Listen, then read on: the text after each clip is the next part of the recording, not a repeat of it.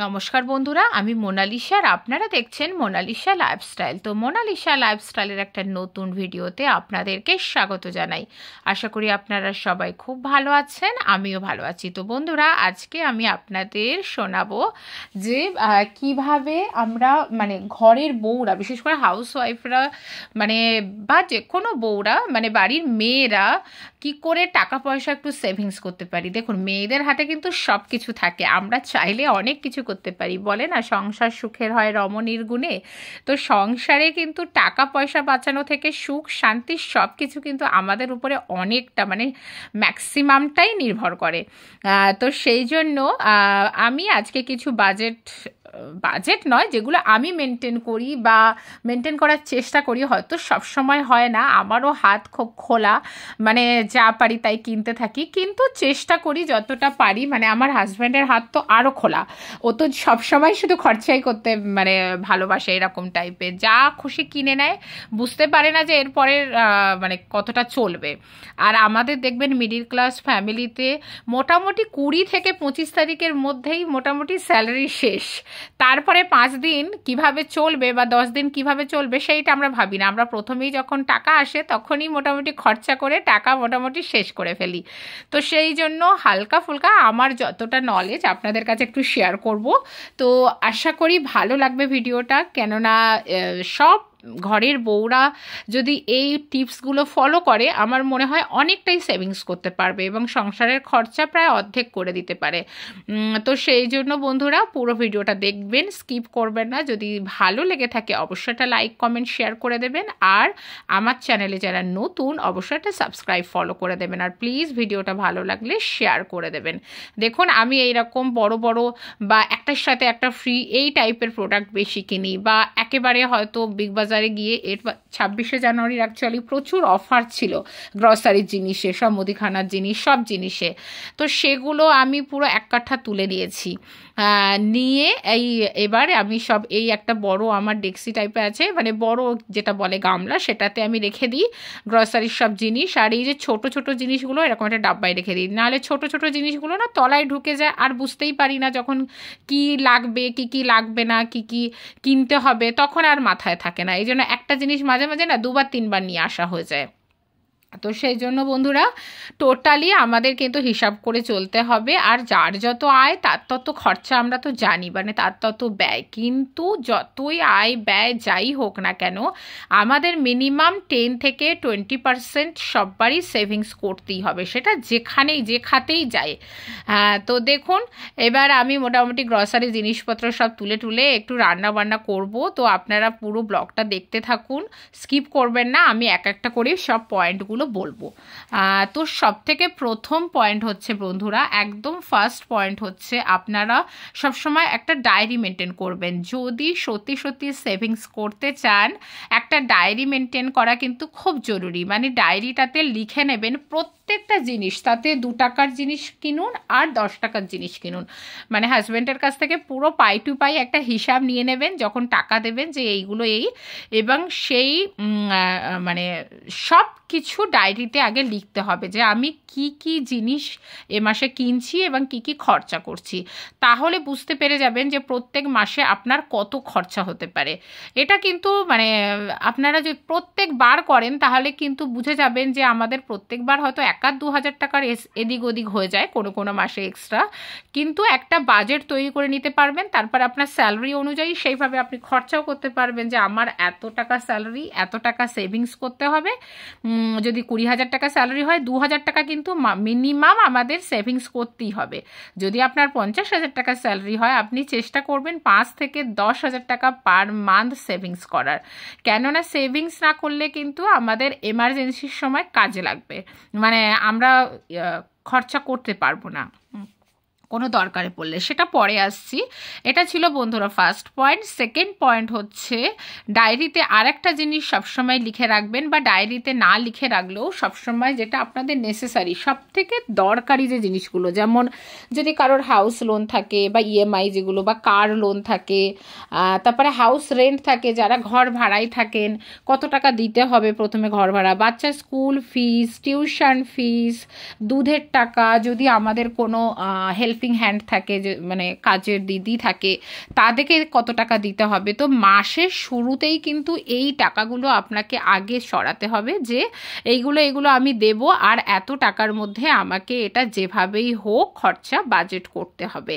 তো ওটা করে নিলে কিন্তু আপনার অনেকটা ইজি হয়ে যাবে যে আপনি কিভাবে এবার কত টাকা খরচা করবেন। আমাদের মনে হয়, আমাদের অ্যাকাউন্টে মনে হয় এই এত টাকা চলে আসলো, 40,000, 50,000, 20,000, এবার যা খুশি খরচা করতে থাকি। তারপরে দেখবেন মাসের শেষে 20 তারিখের পরে আর কোনো টাকাই নেই।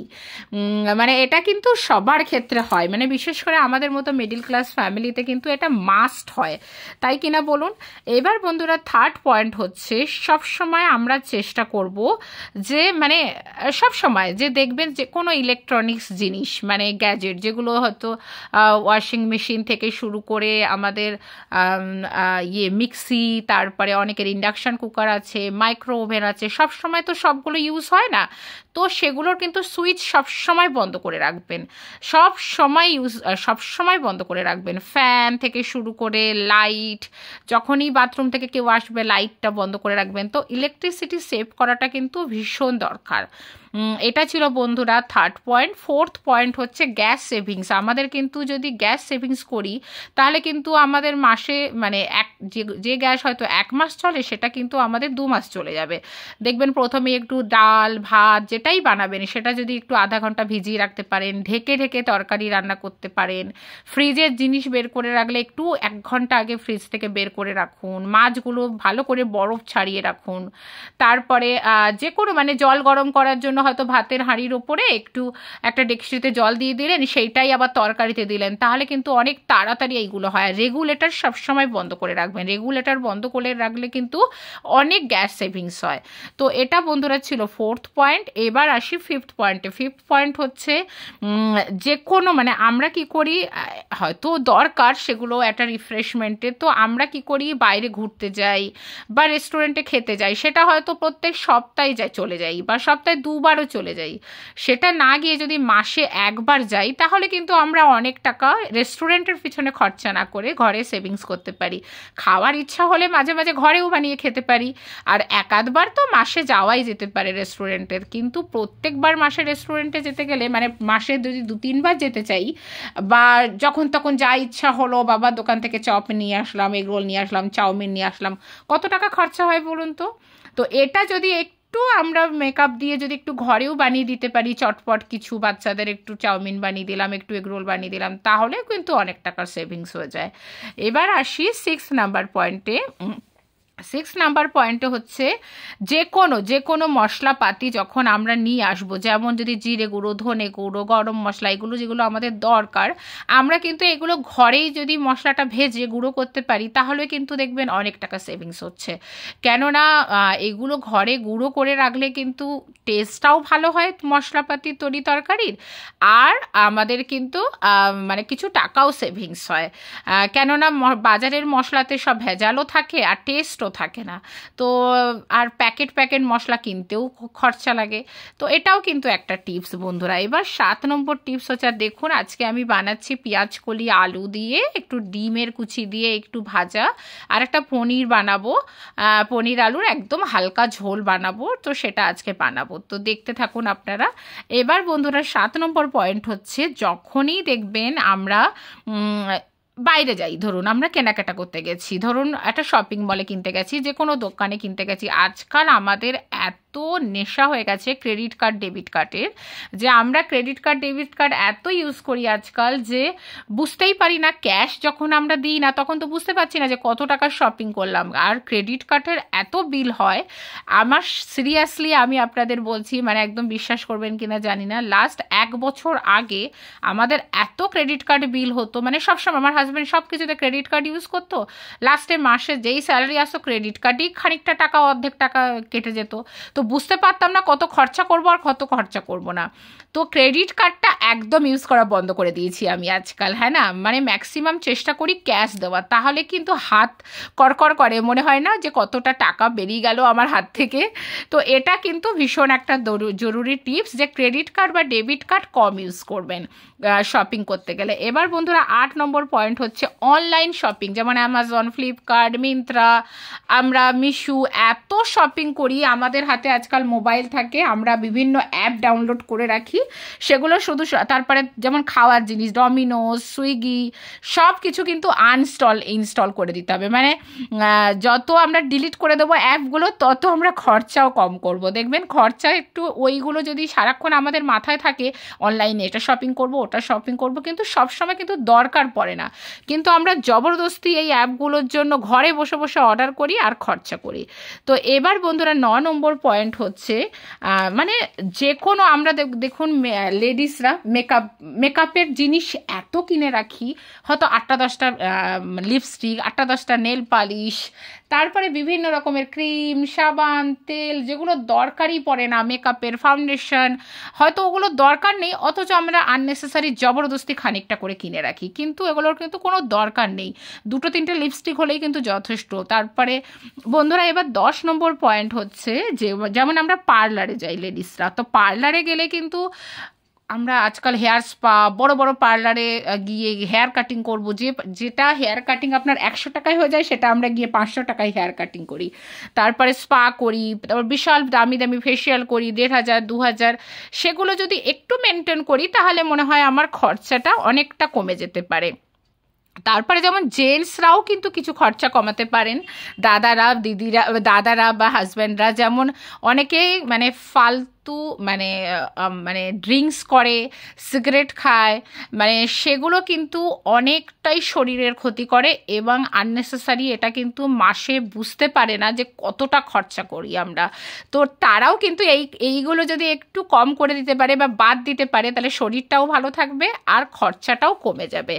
12 নম্বর পয়েন্ট হচ্ছে বন্ধুরা, আমরা মানে যে কোনো কিছু প্রত্যেকটা মাসে আমরা মানে প্রত্যেকটা মাসে 3টে ডাব্বা বা 2টো ডাব্বা যদি রাখতে পারি, যে একটা এমার্জেন্সি পারপাস আর একটা হচ্ছে ঘুরতে যাওয়ার পারপাস। ধরুন ঘুরতে যাওয়ার জন্য আমি প্রত্যেক মাসে যদি মানে 500 টাকাও দিতে পারি, আর এমার্জেন্সি পারপাসও যদি এর থেকে বাঁচিয়ে 500 টাকা দিতে পারি, তাহলে দেখবেন ডাক্তারি খরচা, মেডিসিন খরচা, এগুলোর সময় আপনার যে কোনো সময় যদি হঠাৎ করে কেউ অ্যাক্সিডেন্টালি কিছু হয়, কাউকে দিতে হয়, তখন কিন্তু ওই টাকাটা আপনার হঠাৎ করে খুব কাজে লাগবে। আর ঘুরতে গেলেও কিন্তু ওই টাকাটা আপনি জমিয়ে ওর থেকেও 2-4 হাজার টাকা বের করতে পারবেন।